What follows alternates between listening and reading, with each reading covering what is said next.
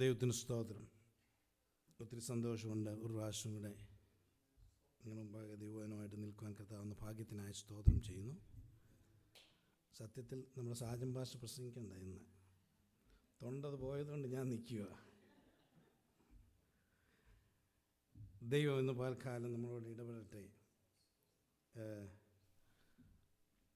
ഞാൻ വിചാരിക്കും നിങ്ങളെല്ലാവരും കഴിഞ്ഞ 31-ാം തീയതി രാത്രിയിൽ 1-ാം തീയതി തൊട്ട് ഈ കഴിഞ്ഞ ദിവസങ്ങൾ കേട്ട ദൈവത്തിനൊക്കെ ധ്യാനിച്ച് ബലപ്പെട്ടാണ് ദിവസങ്ങളായിരിക്കുന്നതെന്ന്. നമ്മുടെ ചർച്ചിനെക്കുറിച്ച് കർത്താവ് ഈ 2025 തന്ന 3 നിയോഗങ്ങൾ ഞാൻ ചോദിക്കുന്നില്ല. ചോദിച്ചപ്പോൾ എല്ലാ പ്രാവശ്യവും ഭാഷ ചോദ്യമുള്ളൂ. ഞാൻ തന്നെ അങ്ങ് പറയാം. സിസ്റ്റർ കുലുങ്ങിച്ചിരിക്കുക. 1, നാം മടക്കി ചോദിക്കുന്ന തലമുറയായിരിക്കണം. 2, ഇടിവിൽ നിൽക്കുന്ന തലമുറ. 3, ദൈവത്തിൻ്റെ റിസോഴ്സ് അല്ലെങ്കിൽ മരുഭൂമിയിലെ നീരുറവറായിരിക്കണം. ഈ കഴിഞ്ഞ ദിവസങ്ങളെല്ലാം ഇതോർത്ത് പ്രാർത്ഥിക്കുവാനും ദിവസങ്ങളിൽ ധ്യാനിക്കുവാനൊക്കെ ദൈവം തന്നു. ഈ ദിവസങ്ങളിൽ സഭ നാം അങ്ങനെ ആത്മാവിൽ മറ്റുള്ളവർക്ക് വേണ്ടി പ്രാർത്ഥിക്കുമ്പം കർത്താവ് ചിലത് വെളിപ്പെടുത്തി പ്രാർത്ഥിക്കുവാൻ ആഫ്രിക്കയിൽ മിഷണറിയായി പോയ ഡോക്ടറായിപ്പോയ അദ്ദേഹത്തിൻ്റെ പേര് പാസ്റ്റർ ഡേവിഡ് ലിവിങ്സ്റ്റൺ, അദ്ദേഹത്തിൻ്റെ ഒരു അനുഭവം കഴിഞ്ഞ ദിവസവും എൻ്റെ സിസ്റ്റർ എനിക്ക് അയച്ചൊരു ക്ലിപ്പ് ഞാൻ നിങ്ങളോട് പറയാം. ഒരിക്കലൊരു ട്രൈബൽ പീപ്പിൾ ഇവരെവിടെ സുവിശേഷം ചെയ്യുമെന്ന് പറഞ്ഞിട്ട് ഇവരെ കൊല്ലുമെന്ന് മെസ്സേജ് കൊടുത്തയച്ചു. പർട്ടിക്കുലർ ഡേ വന്ന് ഞങ്ങൾ നിങ്ങളെല്ലാം കൊല്ലാൻ പോവുകയാണ്.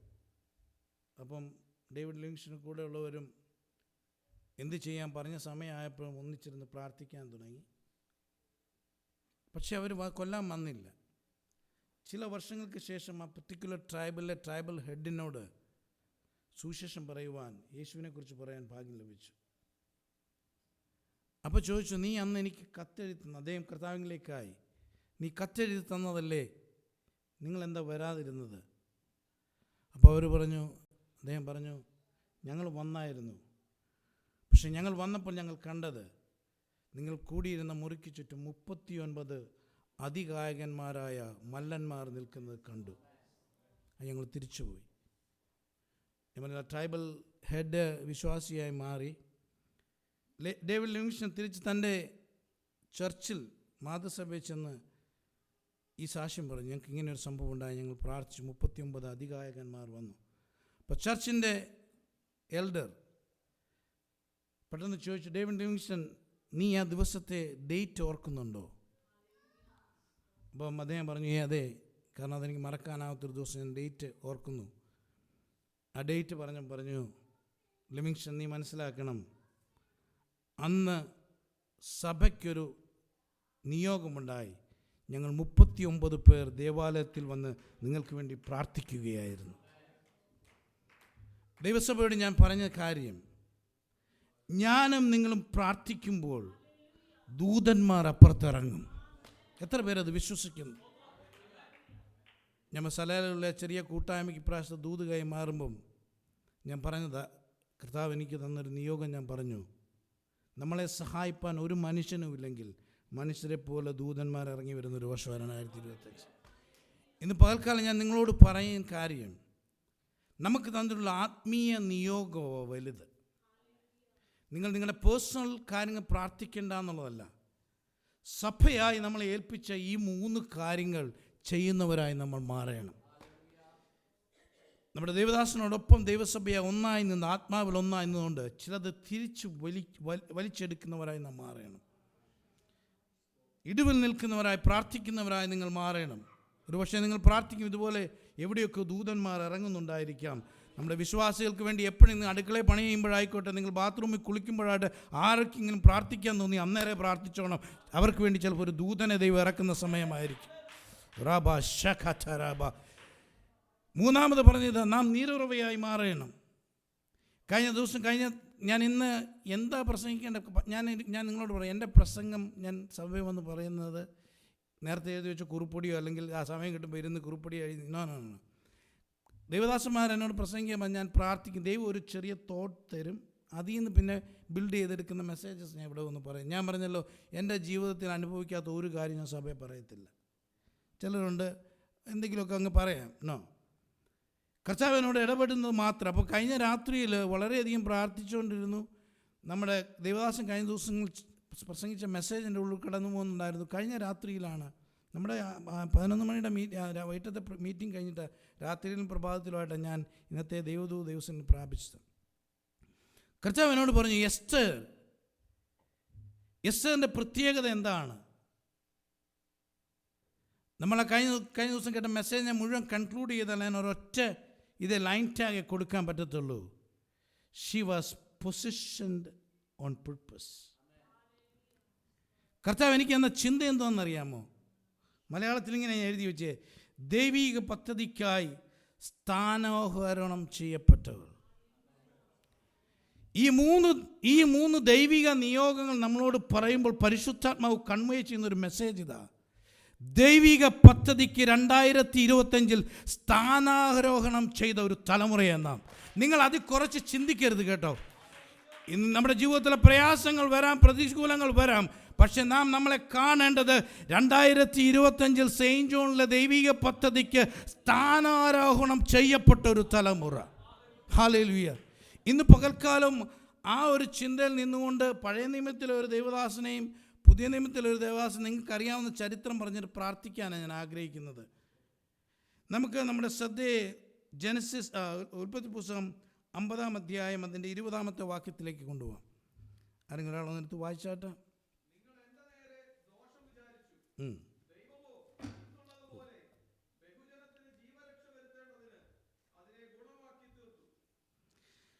ഇത് യോസഫിൻ്റെ ഒരു കൺഫെഷൻ, അല്ലെങ്കിൽ അവൻ്റെ സഹോദരന്മാരുടെ മുമ്പിൽ വെച്ച് പറയുന്നൊരു കാര്യമാണ്.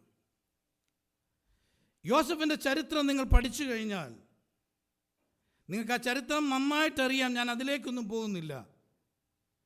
യോസഫ് പറയുന്നത് എസ്തേർ പറഞ്ഞതുപോലെയുള്ളൊരു സാക്ഷിയോ പറയുന്നത്. നിങ്ങൾ എനിക്ക് ദോഷം ചെയ്യുവാൻ നിരൂപിച്ചു.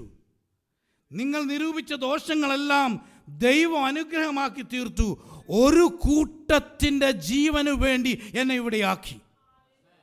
പക്ഷെ ഈ ഭാഗമൊക്കെ ചിന്തിച്ചപ്പോൾ കർത്താവ് എന്നോട് പറഞ്ഞത്, നമ്മളെ ആരെ മക്കൾക്ക് വേണ്ടിയിട്ടല്ല കൊണ്ടുവന്നത്, സെയിൻറ്റ് ജോണിലെ ദൈവിക പദ്ധതിക്കായി സ്ഥാനാരോഹണം ചെയ്യുവാൻ വേണ്ടി കൊണ്ടുവന്ന തലമുറയാണ്. ഇന്ന് പകൽക്കാലം ഒരു പക്ഷേ നമ്മുടെ ചിന്തകൾ അങ്ങനെ പോകാം. ഒരു ഈസി വേയിൽ, അല്ലെങ്കിൽ അറ്റ്ലാന്റിക് ഇമിഗ്രേഷൻ ഈ പ്രോഗ്രാമിലൂടെ വരാൻ AIP പ്രോഗ്രാം ഈസി, അതുകൊണ്ട് നോ. ഇന്ന് ഇവിടെ ഇരിക്കുമ്പോൾ 2025 സെയിൻറ്റ് ജോണിൽ ഈ ചാപ്പലിൽ ഇരിക്കുമ്പോൾ പരിശുദ്ധാത്മാവ് ദൈവസഭയോട് കൈമാറുന്ന ദൂതിത, നിങ്ങൾ ദൈവിക പദ്ധതിക്കായി സ്ഥാനാരോഹണം ചെയ്യപ്പെട്ട തലമുറയാണ്. യോസഫിന് നിങ്ങൾക്കറിയാം, യോസഫിന് 17 വയസ്സുള്ളപ്പോഴാണ് നമ്മുടെ സ്റ്റീവന് മോന് 16 വയസ്സായുള്ളൂ. ഇത്രയുള്ള പ്രായത്തിൽ അപ്പം പറഞ്ഞ, മോനെ നീ പോ, ചേട്ടന്മാരെ ആടുകളെ മേയ്ക്കുമ്പോൾ നീ ഒന്ന് പോയി കാണും. നിങ്ങൾ ആ ഭാഗമൊക്കെ വായിക്കണം. ഉൽപ്പത്തി പുസ്തകം 37-ാം അധ്യായം തൊട്ടാണ് യോസഫിൻ്റെ ചരിത്രം വ്യക്തമായിട്ട് വരുന്നത്. ഞാൻ കഴിഞ്ഞ ആഴ്ച പറഞ്ഞു, യഹൂദന്മാർ ഇതനുസരിച്ച് ഒരു പുതിയ നിലയെങ്കിൽ അല്ലെങ്കിൽ ഒരു റോബ് നല്ലത് കിട്ടിയാൽ അതിൻ്റെ അർത്ഥം അവൻ ഓണറബിളാണെന്നാണ്. ആ കുടുംബത്തിലെ 12 പേരിൽ ഓണറബിളായ അപ്പൻ കണ്ടത് യോസഫിനെയാണ്. യോസഫിന് ഒരു അങ്കി കൊടുത്തുകൊണ്ട് ചേട്ടന്മാർക്കെല്ലാം അസൂയ തുടങ്ങി. അത് കഴിഞ്ഞപ്പോഴത്തേക്കും യോസഫ് 2 സ്വപ്നം കണ്ടു. അതെല്ലാവരോടും, അവൻ്റെ എക്സൈറ്റ്മെൻറ്റ് എല്ലാവരോടും പറഞ്ഞു. സ്വപ്നമൊക്കെ അറിയാമല്ലോ, അതിലേക്കൊന്നും ഞാൻ പോകുന്നില്ല. യോസഫിൻ്റെ ഈ സ്വപ്നവും അവൻ്റെ നിലയങ്കിയൊക്കെ ദൈവം കൊടുത്ത നിയോഗങ്ങളായിരുന്നു.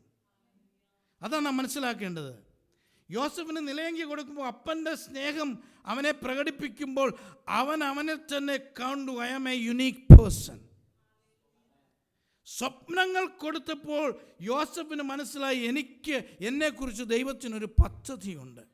അതുകൊണ്ടാണ് ഞാൻ നിങ്ങളോട് പറഞ്ഞത്, നിങ്ങൾ ഈ 1-ാം തീയതി കേട്ട ദൈവശബ്ദം നിങ്ങളെക്കുറിച്ച് ദൈവത്തിനൊരു പദ്ധതി ഉണ്ടായിരുന്നു ഇവിടെ കൊണ്ടുവന്ന് കേൾപ്പിച്ചതാ. അത് വിശ്വസിക്കാൻ കഴിയണം ഇന്ന് പകൽക്കാലം. അതുകൊണ്ട് ഇന്ന് നമ്മൾ കേട്ടതുപോലെ മാർത്തയെപ്പോലെ നാം ആകാതെ മറിയെപ്പോലെ നല്ല അംശം തിരഞ്ഞെടുക്കുന്നവരായി മാറാം. യോസഫേ, നീ കണ്ട സ്വപ്നം ശരിയാ. സ്വപ്നത്തോടൊപ്പം താൻ അനുഭവിക്കാൻ പോകുന്ന പങ്കപ്പാടുകൾ പറഞ്ഞാണ് യോസഫ് പറഞ്ഞത്, കർത്താവ് ഈ സ്വപ്നം എനിക്ക് വേണ്ട. ഇന്ന് പകൽക്കാലം നീ ദർശനത്തിന് വേണ്ടി നിൽക്കുമ്പോൾ നിന്നിൽ വന്നു ഭവിക്കുന്ന വേദനകളെ നീ കാര്യമാക്കരുത്. ഇന്നലകളിൽ നീ കേട്ട ദൈവശബ്ദങ്ങളെല്ലാം നാളകളിലെ അനുഭവങ്ങളായി മാറാൻ പോകുകയാണ്. അതുകൊണ്ട് ഇന്ന് പകൽക്കാലം ഞാനും നിങ്ങളും യോസഫിനോട് ചോദിക്കും. യോസഫെ പറയും, ഞാൻ കിടന്ന പൊട്ടക്കുഴിയുടെ താഴ്ച ഞാൻ കണ്ട ദർശനത്തിൻ്റെ ഉയർച്ചയ്ക്ക് സമമായിരുന്നു. ഇന്ന് നാം അനുഭവിക്കുന്ന മനപീഡകൾ, ക്ലേശങ്ങൾ, ഞെരുക്കങ്ങളെല്ലാം നിങ്ങളോട് വാഗ്ദത്തം ചെയ്ത ഈ വാഗ്ദത്തത്തിൻ്റെ പൂർത്തീകരണത്തിലേക്ക് നിങ്ങളെ ഒരുക്കുന്ന അനുഭവങ്ങളാണ്.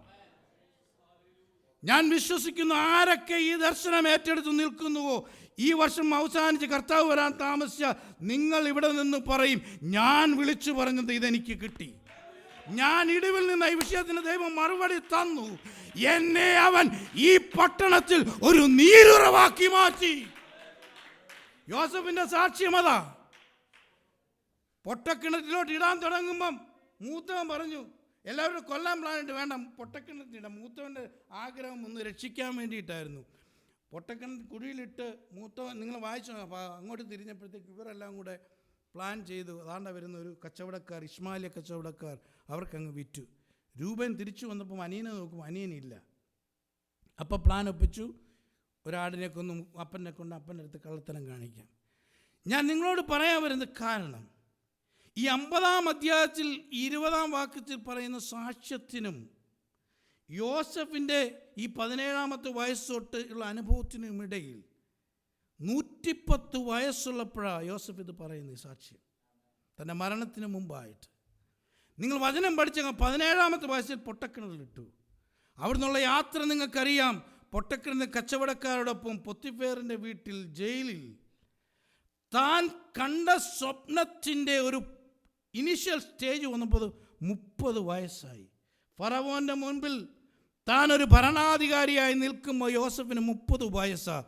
17 വയസ്സ് തൊട്ട് 30 വയസ്സ്, 13 വർഷത്തെ കഷ്ടപ്പാട് നിങ്ങൾ മറക്കരുത്. ചെയ്യാത്ത കുറ്റത്തിന് കാരാഗ്രഹം, ചെയ്യാത്ത കുറ്റത്തിന് പഴി, താൻ വിശുദ്ധനായതുകൊണ്ട് കഷ്ടപ്പാട്. നിങ്ങൾ ഇന്ന് പകൽക്കാലം ഒരു കാര്യം മനസ്സിലാക്കണം. ഞാനും നിങ്ങളും ദർശനത്തിന് വേണ്ടി നിൽക്കുമ്പോൾ നിങ്ങളിൽ വന്ന് ഭവിക്കുന്ന പഴിയും ദുഷ്യയും നിന്ദയും പരിഹാസങ്ങളൊന്നും കാര്യമാക്കല്. നിങ്ങളൊരിക്കൽ സ്ഥാനാരോഹണം ചെയ്യപ്പെട്ടവൻ്റെ അധികാരത്തിൽ നിൽക്കുന്ന ഒരു പകൽ വെളിപ്പെടും. റൂബാന ഷഖചരാബ 30-ാം വയസ്സിൽ നിൽക്കുക ഫറവോൻ്റെ മുമ്പിൽ. ഞാൻ ആ ഭാഗങ്ങളിലേക്ക് നിങ്ങളുടെ ശ്രദ്ധയൊന്ന് നിങ്ങൾ പെട്ടെന്ന് വായിച്ച് സഹായിക്കണം. ഉൽപ്പത്തി പുസ്തകം 39-ാം അധ്യായം 2-6 വാക്യം, 2 തൊട്ട് 6 വരെ. ബിട്രയലിൽ നിന്ന് എങ്ങനെ ലീഡർഷിപ്പിലേക്ക് യോസഫ് പോയെന്ന് കാണാം.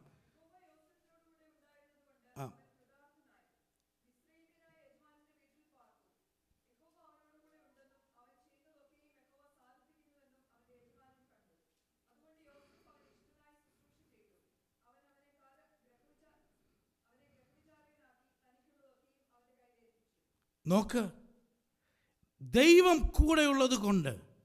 കഴിഞ്ഞ ആഴ്ച ഇംഗ്ലീഷ് ചർച്ചിൽ ആ സമയത്ത് ഞാൻ ദൈവത്തിനെ കൈമാറുമ്പോൾ ഞാൻ പറഞ്ഞു, പിതാവിൻ്റെ ഭവനത്തിലെ സാന്നിധ്യം നിൻ്റെ കൂടെ ഉണ്ടോ, നീ ചെല്ലുന്നിടത്ത് അധികാരം നിൻ്റേതായി മാറും. ഇന്ന് പകൽക്കാലം എൻ്റെ ശബ്ദം കേൾക്കുന്ന ജോലി ചെയ്യുന്ന നേഴ്സുമാരെ, നിങ്ങളോട് ഞാൻ പരിശുദ്ധാത്മാവിൽ ദൂത് കൈമാറാം. 2025 നിങ്ങൾ നീരൊഴുക്കായി മാറും. നിങ്ങൾ പിതാവിൻ്റെ സാന്നിധ്യത്തിൽ നടന്നാൽ മതി. ഹല്ലേലൂയ. അതിൻ്റെ 21 തൊട്ട് 23 വരെ വായിച്ച ദേവദാസി.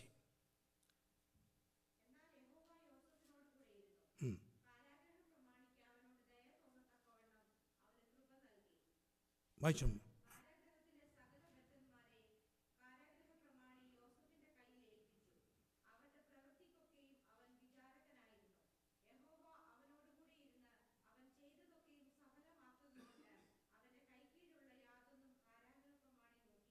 നോക്ക്, പൊത്തിഫേറിന്റെ ഭവനത്തിൽ ആദ്യം കിട്ടിയ ആക്സെപ്റ്റൻസ് നല്ലതാ. യഹോവ കൂടെ ഉണ്ട്, ദാറ്റ്സ് ക്വയറ്റ് ഈസി. പക്ഷെ അവിടുന്ന് ചെയ്യാത്ത കുറ്റത്തിന് കാരാഗ്രഹത്തിലേക്ക് പോയപ്പോൾ അവിടെ ചെല്ലുമ്പോഴും കാരാഗ്രഹ പ്രമാണിക്ക് അവനോട് പ്രത്യേകത, ഫേവർ. കാരാഗ്രഹ പ്രമാണി ബാക്കിയുള്ളവരെ എല്ലാം യോസഫിൻ്റെ കയ്യിൽ ഏൽപ്പിക്കുകയാണ്. ഇന്ന് പകൽക്കാലം ഇവിടെ ഇരിക്കുന്ന നിങ്ങളോട് ഞാനൊരു ദൂത് പറയാം. ദേവദാസി ബ്ലെസ്സി സിസ്റ്റർ പറഞ്ഞതുപോലെ ഞാൻ നിങ്ങളോട് പറയട്ടെ, നാം അനിഷ്ടയാണെന്നോ അനിഷ്ടനാണെന്നോ തോന്നിക്കോട്ടെ, ദാറ്റ്സ് നെവർ മൈൻഡ്. ഞാൻ നിങ്ങളും സാന്നിധ്യം പേറിക്കൊണ്ട് നടന്നാൽ അധികാരങ്ങളെല്ലാം നിങ്ങളുടെ കയ്യിലേക്ക് തരുന്ന ഒരു വർഷമായത്. അടുത്ത നമുക്ക് വായിക്കാം 40-ാം അധ്യായം, അതിൻ്റെ 1 തൊട്ട് 4 വരെ.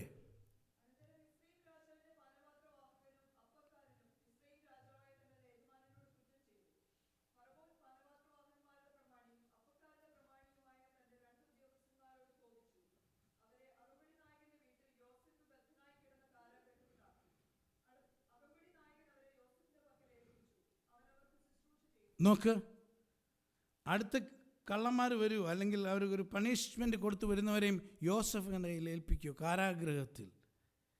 ഇന്ന് പരിശുദ്ധൻ പറയും, നിങ്ങളുടെ സർക്കംസ്റ്റൻസ് എങ്ങനെയാണെങ്കിലും നിൻ്റെ കൂടെ കർത്താവ് ഉണ്ടെങ്കിൽ അധികാരങ്ങൾ നിൻ്റേതായി മാറുകയാണ്. നാം പറഞ്ഞല്ലോ, നമ്മുടെ ഒരു ധാരണയുണ്ട്, എല്ലാം നന്നായിരിക്കുമ്പോൾ വിളിച്ചു വരുത്തുവാൻ കെൽപ്പുള്ള തലമുറ. നോ നോ നോ, നിന്റെ സാഹചര്യങ്ങൾ മുഴുവൻ നിനക്കെതിരായിരിക്കുമ്പോഴും നീ വിളിച്ചു പറയുവാൻ, വിളിച്ചു വരുത്തുവാൻ തൻ്റെ ഇടമുള്ളവനും തൻ്റെ ഇടമുള്ളവളുമായി മാറണം. ഹല്ലേലൂയ. ഇന്ന് പകൽക്കാലം പരിശുദ്ധാത്മാവ് നിങ്ങളെ ബലപ്പെടുത്തുന്നത്, നിങ്ങളുടെ സാഹചര്യങ്ങളെ നോക്കി നിങ്ങളുടെ വാക്കുകൾ മാറിപ്പോകരുത്. സാഹചര്യങ്ങളെ നോക്കി നിങ്ങളുടെ വിശ്വാസത്തിൻ്റെ അളവ് കുറഞ്ഞു പോകരുത്. ഇന്ന് പകൽക്കാലം സാഹചര്യം എന്തായാലും നീ കേട്ട ദൈവശബ്ദത്തെ വിളിച്ചു വരുത്തുവാൻ, കേട്ട ദൈവശബ്ദം ധൈര്യത്തോടെ പൈശാചിക മണ്ഡലത്തോട് പറയുന്നവരായി നമുക്ക് മാറാം. ഹല്ലേലൂയ. ഞാൻ എന്നും ചെയ്യുന്ന എൻ്റെ കുഞ്ഞിനെ നോക്കി 18-ാമത്തെ വയസ്സിൽ, ദൈവമേ നീ പറഞ്ഞതുപോലെ അവളുടെ ജീവിതത്തിൽ ചെയ്യുമെന്ന് ഇന്നൊന്നും കാണുന്നില്ല. എല്ലാ ദിവസവും പ്രാർത്ഥന നിർത്തുന്ന കുഞ്ഞിൻ്റെ മേൽ ഞങ്ങളെല്ലാവരും കൈവച്ചാ പറയുന്നത്. അവളെക്കുറിച്ച് പറഞ്ഞിട്ടുള്ള പ്രവചനങ്ങൾ നടക്കാത്തതെല്ലാം പറഞ്ഞു പ്രാർത്ഥിക്കുകയാണ്. കാരണം വിശ്വസിക്കുന്നു, എനിക്കും നിങ്ങൾക്കും വിളിച്ചു വരുത്തുവാൻ അധികാരം തന്ന ഒരു വർഷമായത്. Why should we step down? ഇന്നലകളിൽ കേട്ട പ്രവചനങ്ങൾ ഒരു പക്ഷേ പ്രായോഗികമായി നടക്കുമെന്ന് നിനക്ക് തോന്നത്തില്ലായിരിക്കാം. ഇന്ന് പകൽക്കാലം ശക്തമായി വിളിച്ചു പറഞ്ഞു തുടങ്ങ്, നടക്കാൻ പോവുകയാണ്. അടുത്ത ഭാഗം 41-33 വരെ. അത് ഞാൻ വായിച്ച് ഒത്തിരി സമയം കളയുന്നില്ല. അവിടെ ഫറോ കണ്ട ഒരു സ്വപ്നമാണ്. 2 സ്വപ്നങ്ങൾ കണ്ടു. ഇതെല്ലാം കണ്ടേച്ച് അവിടുത്തെ മന്ത്രവാദികളെ വിളിച്ച് ആർക്കും പറയാൻ പറ്റുന്നില്ല. അപ്പോഴാണ് പാനപാത്രമാവൻ പറയുന്നത്, ഞാൻ കാരാഗൃഹത്തിൽ കിടന്ന പൊരുത്തനെക്കുറിച്ച് കേട്ടിരുന്നു. അവൻ സ്വപ്നം വ്യാഖ്യാനിച്ചു വന്നു. അവനെ കൊണ്ടുവന്ന് ഫറവോൻ്റെ അടുത്ത് വന്ന് സ്വപ്നം ചോദിച്ചു. സ്വപ്നം പറയുമ്പം ഈ പുതിയൊരു സ്ട്രാറ്റജി പറഞ്ഞു കൊടുക്കുകയാണ്. 42-6 ഒന്ന് വായിച്ചാട്ട്.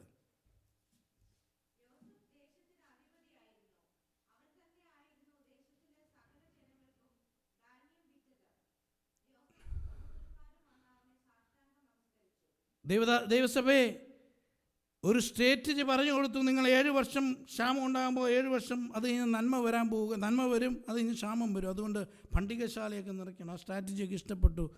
42-6 ദേശത്തിൻ്റെ അധിപതിയായി മാറി. ഇന്ന് പകൽക്കാലം ദൈവജനമേ, ഞാൻ നിങ്ങളോട് പറയാം, നിങ്ങളെ ദൈവം ഒരു പർപ്പസിൽ പൊസിഷൻ ചെയ്തോ? അത് നിങ്ങൾക്ക് ഉറപ്പുണ്ടോ? ആകാശം ഇടിഞ്ഞു വീണാലും നിങ്ങളെ പർപ്പസിൽ കൊണ്ട് എത്തിച്ചേ അവൻ അടങ്ങത്തുള്ളൂ. ഇന്ന് പകൽക്കാലം ദൈവസഭയെ ഞാൻ ആത്മീയമായി ഉണർത്തുക. ഞാൻ മെറ്റീരിയൽ ബ്ലെസ്സിങ് കർത്താവ് നമുക്ക് തരും, അതിനെക്കുറിച്ചല്ല എൻ്റെ കൺസേൺ. നാം കേട്ട ഈ 3 ദൈവശബ്ദമുണ്ടല്ലോ, 2025 എന്നിലൂടെ നിറവേറണമേ കർത്താവേ എന്ന് പറഞ്ഞ് പ്രാർത്ഥിച്ചു തുടങ്ങി യോസഫ് നമ്മുടെ മുമ്പിൽ ഒരു തെളിവായി നിൽക്കുകയാണ്. He was position for a purpose. അവനൊരു പദ്ധതിക്കായി സ്ഥാനാരോഹണം ചെയ്യപ്പെട്ടത് കൊണ്ട് 110 വയസ്സുള്ളപ്പോൾ, ഞാൻ പറഞ്ഞല്ലോ 17 വയസ്സിൽ തുടങ്ങി 30-ാം വയസ്സിൽ രാജാവിൻ്റെ മുമ്പിൽ നിന്നു. 80 വർഷം ഭരിച്ച് എല്ലാവിധ നന്മകളും പിതാവിനെയും സഹോദരങ്ങളെയൊക്കെ കൊണ്ട് എല്ലാവിധ അനുഗ്രഹങ്ങളും വാങ്ങിക്കഴിഞ്ഞിട്ട് പറയുന്നതാ, നിങ്ങൾ ദോഷം നിരൂപിച്ചു, പക്ഷേ ദൈവം അത് അനുഗ്രഹമാക്കി. ഇന്ന് ഞാൻ നിങ്ങളോട് പറയാം, ദീർഘായുസ് കൊണ്ട് തൃപ്തി വരുത്തി നിങ്ങൾക്കൊരു നീണ്ട കാലയളവ് തന്നാലും നിങ്ങളുടെ കാലത്തിൻ്റെ അവസാനത്തിൽ ഒരു തലമുറയോട് പറയുവാൻ സാക്ഷ്യം കിട്ടണമോ? ഇന്ന് പകൽക്കാലം 2025 കേട്ട 3 നിയോഗങ്ങളും ഏറ്റെടുക്കുവാൻ തയ്യാറായാട്ട്. Ruba shakataraba lomono shokoturuburubu shanama katarabarakeniantara. നമ്മളാരും നമ്മളെ കുറഞ്ഞു കാണല്. പദ്ധതിക്കായി സ്ഥാനാരോഹണം ചെയ്യപ്പെട്ടവൻ, അവന്റെ മേൽ ദൈവത്തിന്റെ ഫേവർ ഉണ്ട്. അവൻ ചെല്ലുന്നിടത്ത് മനുഷ്യരുടെ ഫേവർ വെളിപ്പെടും. അവൻ ചെല്ലുന്നിടത്ത് രാജാവിന്റെ ഫേവർ വെളിപ്പെടും. യോസഫ് തെളിവാ ദൈവസഭയെ.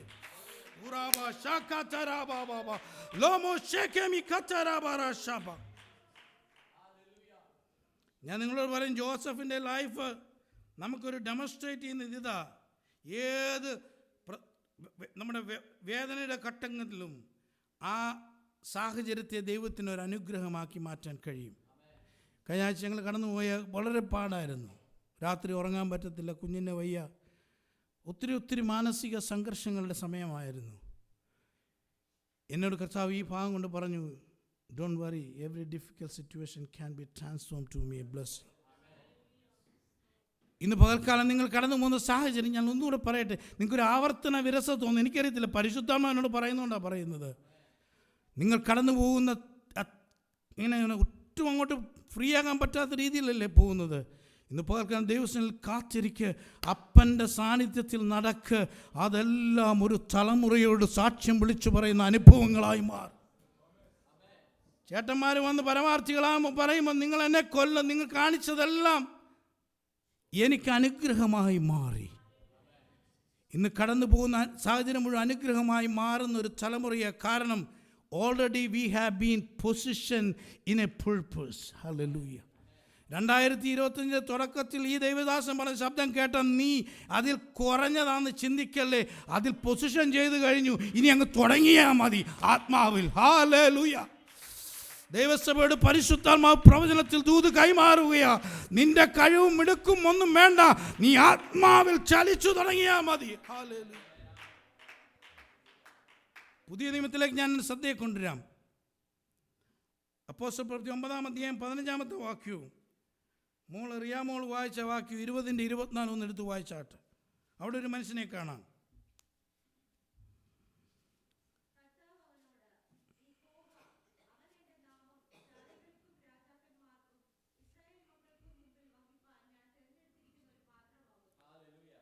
ഇരുപതിൻ്റെ 24.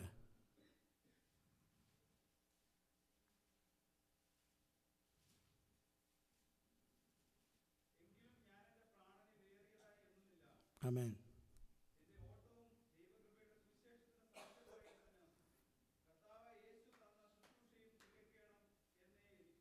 നോക്ക്, അടുത്തൊരു ദൈവ മനുഷ്യൻ കഴിഞ്ഞ ദിവസം ഇന്നലെ രാത്രി കർത്താവിന്റെ ദാസൻ പറഞ്ഞു, നമുക്ക് ഏതെങ്കിലും ക്യാരക്ടറൊക്കെ എടുക്കണം പുതിയ നിയമത്തിൽ കാണണമെങ്കിൽ അപ്പോസ്തലപ്രവൃത്തി പറഞ്ഞു. അതൊക്കെ കേട്ടപ്പോഴാണ് എൻ്റെ മനസ്സിലൂടെ ഈ ആത്മീയ ചിന്തകൾ കടന്നു വന്നത്. അടുത്തൊരു ദൈവ മനുഷ്യൻ പൊസിഷനിലാക്കിയവൻ. നിങ്ങൾക്കറിയാം, ശൗൽ എന്നും പറഞ്ഞ് ക്രിസ്ത്യാനികളെ മുഴുവൻ മുടിപ്പിച്ച് നടന്ന മനുഷ്യൻ ഒരൊറ്റ എൻകൗണ്ടർ 360 ഡിഗ്രിയിൽ അങ്ങ് തിരിഞ്ഞു. ശൗലിൻ്റെ മാനസാനത്തിൻ്റെ ആദ്യത്തെ വാക്യമാണ് നമ്മൾ കേട്ടത്. അവൻ ജാതികളുടെ ഇടയിൽ എനിക്ക് വേണ്ടി സാക്ഷിയായി നിൽക്കേണ്ട അനന്യാസിനോട് പറയുന്നതാ. 20-24 പൗലോസിൻ്റെ ഒരു കോൺഫിഡൻ്റ് ആയിട്ടുള്ള ഒരു സാക്ഷിയാണ് പറയുന്നത്. ഞാൻ എൻ്റെ പ്രാണനെ വിലയേറിയതായി എണ്ണുന്നില്ല, എനിക്ക് തന്നുള്ള പർപ്പസ് തികച്ചാൽ മതിയെന്ന്. തിമോത്തിയോസിൻ്റെ ലേഖനത്തിൽ കാണുന്നുണ്ട്. തിമോത്തിയോസിനെ വിളിച്ച് എൻ്റെ ജീവിതത്തിൻ്റെ അന്ത്യത്തിൽ വിളിച്ചു പറയുന്നൊരു കാര്യമുണ്ട്. ഞാൻ നല്ല പോർ പൊരുതു, ഓട്ടം തികച്ചു, വിശ്വാസം കാത്തു.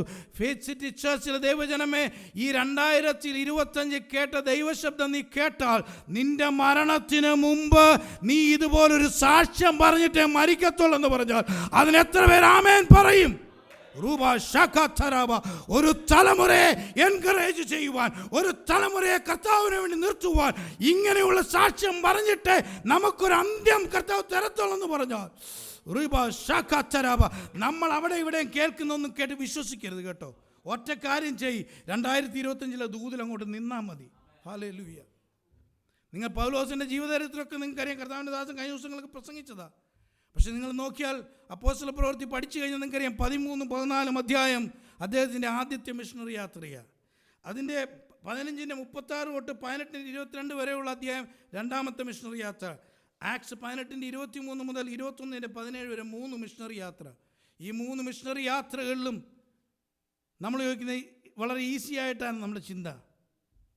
ഒരിക്കലുമല്ലായിരുന്നു. മിഷണറി യാത്രകളെല്ലാം തിക്ത അനുഭവങ്ങളായിരുന്നു. പൗലോസ് അപ്പോസ്തലൻ തൻ്റെ അനുഭവത്തെക്കുറിച്ച് പറയുന്നൊരു ഭാഗമുണ്ട്. 2 കൊരിന്ത്യർ 11 അതൊന്ന് വായിക്കണം. 2 കൊരിന്ത്യർ 11 23 മുതൽ 28 വരെ. ഒരു പൊസിഷനിൽ ദൈവം ഒരു പർപ്പസിൽ പൊസിഷൻ ചെയ്താൽ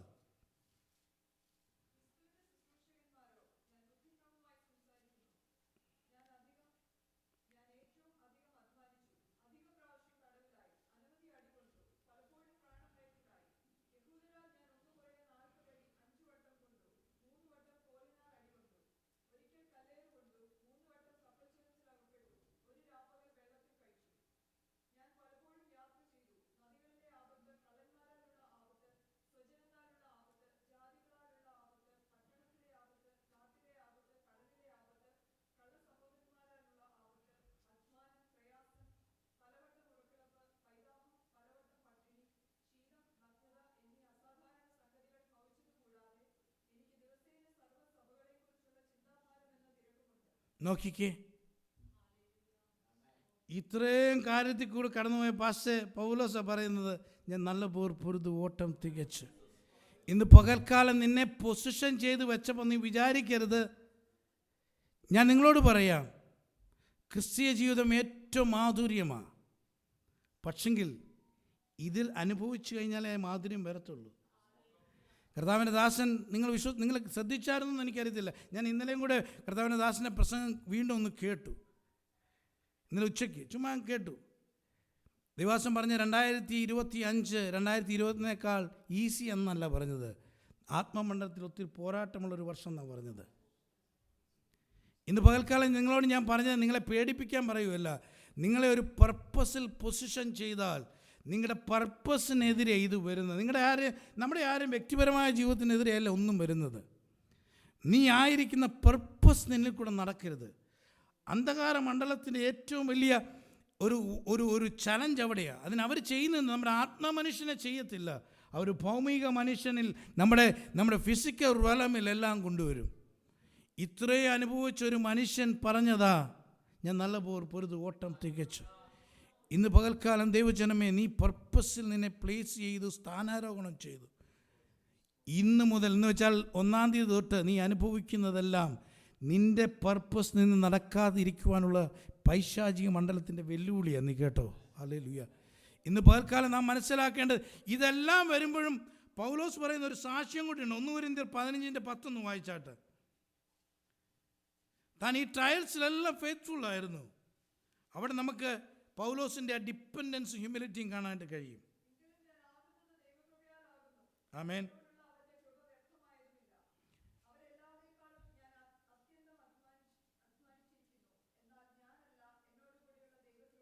നോക്കിക്കേ, നിങ്ങളെ എന്നെയും ഈ പർപ്പസിൻ്റെ ഫുൾഫിൽമെൻറ്റിലേക്ക് നടത്തുന്നുണ്ടല്ലോ, നമ്മുടെ മേലുള്ള ദൈവത്തിൻ്റെ കൃപയാണ്. നമ്മുടെ ആരും എടുക്കല്ല. നമ്മളുടെ പദ്ധതികൾക്കായി അവസരങ്ങൾ നാം മുതലാക്കണം. ഒത്തിരി കൺസ്റ്റൻസ് വരും, ശരി തന്നെയാണ്. നമ്മളുള്ള ദൈവകൃപയാണ് നമ്മളെ കൊണ്ട് ചെയ്യിക്കുന്നത്. ഇന്ന് പകൽക്കാലം നമ്മൾ ഒന്നും നമ്മുടേതാണെന്ന് ചിന്തിക്കരുത്. ഞാനതുകൊണ്ട് ഒരു പാട്ട് പാടണമെന്ന് വിചാരിച്ചു. ഒത്തിരി പാട്ട് വന്നുകൊണ്ടാണ് പാടാതിരുന്നത്. കാരണം നമ്മൾ പുകഴുവാനോ പ്രശംസിപ്പാനോ നമുക്കൊന്നുമില്ല. ഹല്ലേലൂയ. ദൈവത്തിൻ്റെ കൃപയാണ്. ഇപ്പം റിയാമോൾ പ്രാർത്ഥിക്കാൻ മോഹം കണ്ടുകൊണ്ട് ഞാൻ വലിയ പ്രവാചകനാണെന്നാലും ചിന്തിച്ച് ആരും എൻ്റെ അടുത്ത് പ്രാർത്ഥിക്കാൻ വരല്ലേ കേട്ടോ. അത് ദൈവം തരുന്ന നിയോഗങ്ങളാണ്. ഈ നിയോഗങ്ങൾ നമ്മളെല്ലാവരിലും ഉണ്ടാകും. അതാണ് ഞാൻ പറഞ്ഞു വന്നത്. അപ്പോൾ പൗലോസ് 3 മിഷണറി യാത്ര, അത് കഴിഞ്ഞ് പൗലോസിൻ്റെ യാത്രയായിരുന്നു റോമിലേക്കുള്ള യാത്ര. കർത്താവിനെ തിരിച്ചറിഞ്ഞ സമയം പർപ്പസിന് വേണ്ടി ഓടുക. ദൈവസഭയെ ഞാൻ ഈ 2025 നമുക്ക് കേട്ട ദൂതനുസരിച്ച് കർത്താവിന് വേണ്ടി ഓടാൻ നമുക്ക് തയ്യാറാകണം കേട്ടോ. നമ്മൾ ഓടാൻ തയ്യാറാകണം. ദൈവസഭയെ നാം എന്തെങ്കിലുമൊക്കെ ചെയ്തേ പറ്റത്തുള്ളൂ. കാരണം അത്തരത്തിൽ നമ്മളെ സ്ഥാനാരോഹണം ചെയ്ത് വെച്ച് കഴിഞ്ഞു പാസ്റ്റർ. ഇനി എന്നെ ഉപയോഗിക്കണമെന്ന് പ്രാർത്ഥിക്കല്ലേ. നിങ്ങളെ ഉപയോഗിക്കാൻ നിങ്ങളെ പൊക്കി ഇരുത്തി കഴിഞ്ഞു. ഇനി ഞാൻ സ്ഥാനാരോഹണം ചെയ്യപ്പെട്ടവനാ, ഞാൻ ചെയ്യേണ്ട റെസ്പോൺസിബിലിറ്റി ചെയ്യുക കൃപതാന്ന് പറഞ്ഞ് ഇറങ്ങിയാൽ മതി. ഞാൻ വിശ്വസിക്കുന്നു 2025 നാം ആ പ്രവചനങ്ങളെല്ലാം നമ്മുടെ ചേർത്ത് നിവർത്തിക്കപ്പെട്ട് കാണും. ഹല്ലേലൂയ. യോസഫ്, പൗലോസ്, അവർക്കുണ്ടായിരുന്ന പ്രത്യേകത, they have realized, recognized that they have been placed in a purpose. നമ്മളെക്കുറിച്ച് ദൈവത്തിന് പദ്ധതിയുണ്ട്. ഇന്ന് പകൽക്കാലം യോസഫേ, 110 വയസ്സുള്ളവനായി നീ നിൽക്കുമ്പോൾ നിനക്കൊരു സാക്ഷ്യമുണ്ട്. എന്തുവാ? ഞാൻ പർപ്പസ് ഫുൾഫിൽ ചെയ്തു. റോമിലേക്ക് യാത്രയിൽ മുമ്പായി തന്നെ വിശ്വാസത്തിൽ നിജപുത്രനായ തിമോത്തിയോസിന് പറയുക, ഞാൻ നല്ല പോർ പൊരുത് ഓട്ടം തികച്ചു. ദൈവസഭയെ നമ്മൾ അങ്ങനെ പറയുന്ന ഒരു തലമുറയായി മാറണം. ദൈവത്തിൻ്റെ കൃപയാണ് നമ്മളെ കൊണ്ട് ചെയ്യിക്കുന്നത്, നമ്മുടെ മിടുക്കല്ല. നമ്മുടെ പ്രാർത്ഥനാ മുറി അതിനായി ഒരുങ്ങട്ടെ, നമ്മുടെ വചന ധ്യാനങ്ങൾ അതിനായി നമ്മളെ ഒരുക്കട്ടെ. ഞാൻ ഈ 2 ദേവദാസന്മാരുടെയും ജീവിതത്തിൽ ഇവരൊന്ന് കമ്പാരിസൺസ് പറഞ്ഞിട്ട് ഞാൻ ഇരിക്കാൻ താല്പര്യപ്പെടുക. 2 പേരിലും വെളിപ്പെട്ട് നിന്നൊരു കാര്യമുണ്ടായിരുന്നു. അവരെ humility and depends on God. എന്ത് പ്രശ്നം വന്നാലും ദൈവത്തെ മാത്രം. ആപത്ത് വന്നോട്ടെ, വാള് വന്നോട്ടെ, നഗ്നത വന്നോട്ടെ, പട്ടിണി വന്നോട്ടെ, എന്തു വന്നാലും ദൈവം മതി. നമ്മൾ ഇന്ന് പാടിയ പോലെ, ഇന്ന് ഞാനത് ആദ്യമേ വിചാരിച്ചു. നമ്മൾ ആദ്യം പാടിയപ്പോൾ പറഞ്ഞു, അമ്മയുടെ ഉദരത്തിൽ നിന്ന് നീ എന്നെ കണ്ടവനാണെന്ന്. എത്ര പേര് ആ പാട്ടിൻ്റെ വരികൾ ശ്രദ്ധിച്ചു എന്ന് എനിക്കറിയത്തില്ല. ഇംഗ്ലീഷ് കോറസിൽ വിശ്വസിക്കാൻ പറ്റുമോ ദൈവജനമേ? ഇതൊന്നും നമ്മുടെ മിടുക്കോ നമ്മുടെ ആരെയും പ്ലാനല്ല. ദൈവം ഒരു പർപ്പസിന് വേണ്ടി കൊണ്ടുവന്നു. ഈ വർഷം പർപ്പസിൽ സ്ഥാനാരോഹണം ചെയ്തു. ദൈവത്തിൽ ആശ്രയിക്കുക. മറ്റൊന്ന്, അവരുടെ divine placement in unlikely situation. നോക്ക്, വീട്ടിൽ അപ്പൻ്റെ കൂടെ നല്ല നിലങ്ങിയിട്ട് ഒക്കെ ഇരുന്നതാണ്. അപ്പൻ്റെ ഉള്ളിൽ ദൈവം കൊടുത്തു, പോടാ അവനെ വിട്. ദൈവം കൊടുക്കുന്ന ചില നിയോഗങ്ങളുണ്ട്, ചില കാര്യങ്ങൾ. അത് നമ്മൾ നല്ല കംഫർട്ട് സോണിൽ നിന്ന് പുറത്തോട്ട് വന്ന ആ നിയോഗത്തിലോട്ട് വരുമ്പോഴത്തേക്കും പൊട്ടക്കുഴി. ഇന്ന് പകൽക്കാലം പരിശുദ്ധാത്മാവ് വളരെ ഹൃദ്യമായി നിങ്ങളോട് ഇടപെടുകയാണ്. ഹല്ലേലൂയ. ചില നിയോഗങ്ങൾക്ക് ഇറങ്ങിത്തിരിക്കുമ്പോൾ പൊട്ടക്കുഴി വരാം. കച്ചവടക്കാരനെ പോലെ നിന്നെ വിറ്റ് കളയാം. നിൻ്റെ കഴിവ്, ഇതെല്ലാം സംഭവിക്കാം. പക്ഷേ നീ മറക്കല്ലേ, നീ കണ്ടൊരു സ്വപ്നമുണ്ട് കേട്ടോ. 11 കറ്റ എഴുന്നേറ്റ് നിൽക്കുക. യോസഫിൻ്റെ കറ്റ നിൽക്കുക. അതെല്ലാം കൂടെ എഴുന്നേറ്റ് നിന്ന് പതക്കോന്ന് വീഴുന്നത്.